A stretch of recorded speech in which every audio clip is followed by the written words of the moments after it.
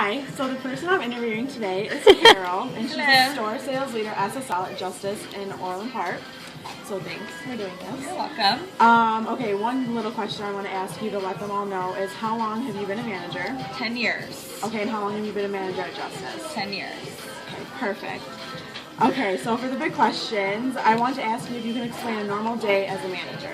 Normal day would be just really getting everything together for the day. So like getting my schedule together. Okay. And then scheduling out everyone that is on the schedule for the day, zoning them out. Okay. And then looking at the tasks that we need to complete for the day. So like checking my emails, delegating out those tasks to people, and then also looking at tasks from the previous day. So like emails, you would get like sales projections and all that kind of stuff, like what you need to do for the day, how you need to build, and all that kind of stuff. Correct. Okay. Yes. Another question that I wanted to ask you is how do you know what tasks to allocate to different members of your team, and how do you make sure that they stay on track with that task?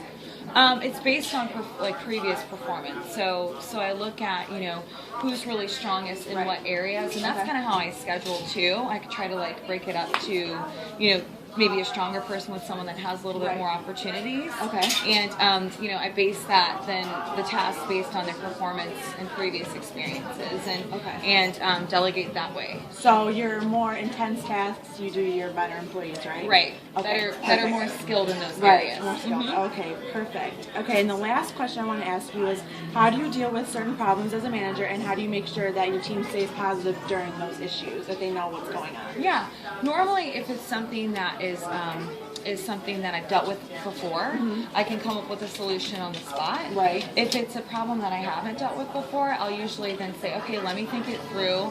Thanks for giving me the information, whatever it may be.